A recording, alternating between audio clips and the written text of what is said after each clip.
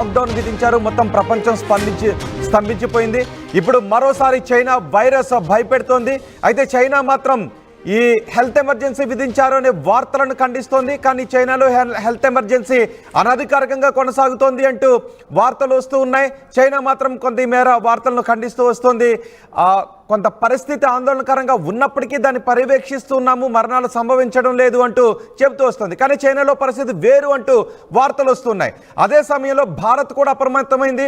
చైనాలో విజృంభిస్తున్న ఈ హెచ్ఎంపీవీ వైరస్కి సంబంధించి భారత్ అప్రమత్తమైంది. రాష్ట్రాలను కూడా అప్రమత్తం చేసింది. రాష్ట్రాలు చాలా అప్రమత్తంగా ఉండాలి అంటూ ఆదేశాలు జారీ చేసిన నేపథ్యంలో తెలంగాణ ప్రభుత్వం కూడా నిన్న ఒక ప్రెస్ నోట్ రిలీజ్ చేసింది. తెలంగాణలో పూర్తి సన్నద్ధతతో ఉన్నాము, ఎటువంటి కేసులు నమోదు కాలేదు అంటూ తెలంగాణ ప్రభుత్వం కూడా ఒక ప్రెస్ నోట్ రిలీజ్ చేసింది. అదే సమయంలో సబితా ఇంద్రారెడ్డి కుమారుడు ఒక పోస్ట్ చేశారు. తన స్నేహితులకు వైరస్ సోకింది, తన స్నేహితులు ఒక రకమైన వైరస్తో బాధపడుతూ ఉన్నారు, నిమోనియా లాంటి లక్షణాలతో, కరోనా లాంటి లక్షణాలతో బాధపడుతూ ఉన్నారు అంటూ ఒక ట్విట్టర్లో ఒక పోస్ట్ కూడా చేశారు. ఇప్పుడు బెంగళూరులో 2 చిన్నారులకు 3 నెలలు 8 నెలల చిన్నారులకు ఈ వైరస్ లక్షణాలు ఉన్నాయి, ఈ వైరస్ సోకిందే అంటూ వైద్యులు నిర్ధారించడంతో ఇప్పుడు జనాల్లో భయం మొదలైంది. ఈ వ్యాధి వేగంగానే వ్యాపిస్తోంది అంటూ జనాల్లో భయం మొదలైంది. దీంతో లాక్డౌన్ దిశగా పరిణామాలు సంభవించే అవకాశాలు ఉన్నాయి అంటూ భయాన్ని వ్యక్తం చేస్తున్నారు. బెంగళూరులో 2 చిన్నారులకు హెచ్ఎంపీవీ పాజిటివ్ సోకింది, పాజిటివ్గా నిర్ధారణ అయింది. 3 నెలలు 8 నెలల చిన్నారులకు ఈ వ్యాధి లక్షణాలు బయటపడ్డాయి. సోకింది హెచ్ఎంపీవీ వైరస్ అని ధృవీకరించింది ఐసీఎంఆర్. పిల్లలు దేశం దాటిన హిస్టరీ లేదు, వాళ్ళ తల్లిదండ్రులు కూడా దేశం దాటిన హిస్టరీ లేదు. ఈ నేపథ్యంలో ఆ చిన్నారులకు ఈ వైరస్ ఎలా సోకింది అనే ఆందోళన వ్యక్తమవుతోంది. అయితే ఇది సాధారణ ఫ్లూతో పాటు శీతాకాలంలో వచ్చే ఇతర వ్యాధి లక్షణాలు ఇక్కడ ఉన్నాయి అంటూ చైనా చెప్తోంది. చైనాలో సంభవిస్తున్న వ్యాధులకు కూడా ఇది ప్రాణాంతక వ్యాధి కాదు అని చెప్తున్నప్పటికీ పరిణామాలు చూస్తూ ఉంటే ఇది ప్రాణాంతక వ్యాధి ఏమోననే భయాన్ని మాత్రం జనం వ్యక్తం చేస్తున్నారు. కానీ ప్రభుత్వాలు మాత్రం చాలా అప్రమత్తతతో ఉన్నాము, కానీ మీరు మాత్రం స్వీయ రక్షణ చర్యలు పాటించండి అని చెప్తున్నారు. ఒకవేళ నిజంగా ఇది ప్రాణాంతకంగా మారకుండా ఉండాలి అంటే స్వీయ రక్షణ చర్యలు చాలా అవసరం. కరోనా సమయంలో ఎటువంటి స్వీయ రక్షణ చర్యలు అయితే చేపట్టామో ఇప్పుడు అలాంటి స్వీయ రక్షణ చర్యలు అవసరం. నిజానికి కరోనా సమయంలో మొదట్లో ఏం కాదులే అని స్వీయ రక్షణ చర్యల విషయంలో కొంత నిర్లిప్తత చూపించాము. దాని పర్యవసానం దేశవ్యాప్తంగా ప్రపంచవ్యాప్తంగా ఎలా ఉందో మనం చూసాం.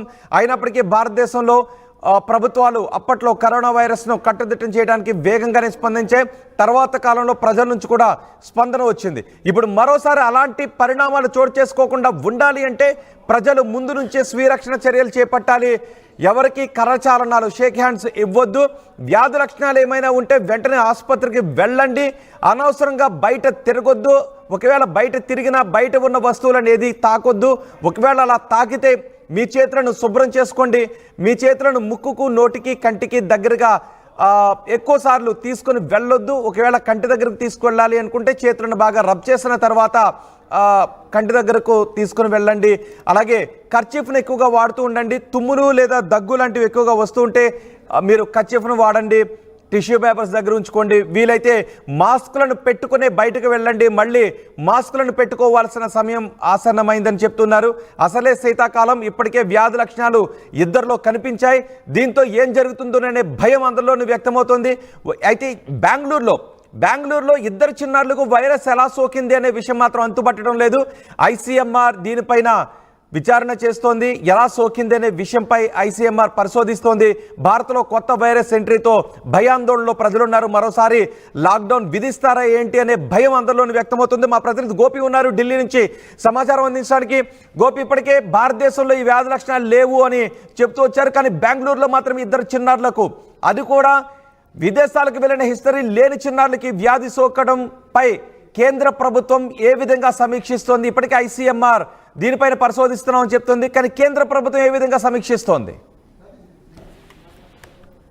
చైనాలో విజృంభిస్తున్న ఈ వైరస్ తాలూకు లక్షణాలు ప్రస్తుతం భారత్ లో లేవు అనేది కూడా నిన్నటి వరకు భారత ప్రభుత్వం ఐసీఎంఆర్ కూడా నిర్ధారిస్తూ వచ్చింది. అయితే ఈ రోజు ఒక కేసు 8 నెలల బాబుకి ఈ యొక్క వైరస్ సోకినట్టుగా మొదట వైద్యులు నిర్ధారించడం జరిగింది. ప్రస్తుతం వాళ్ళని ట్రీట్మెంట్ అందిస్తున్నాము. అతన్ని ఐసోలేషన్ లో ఉంచడం జరిగింది.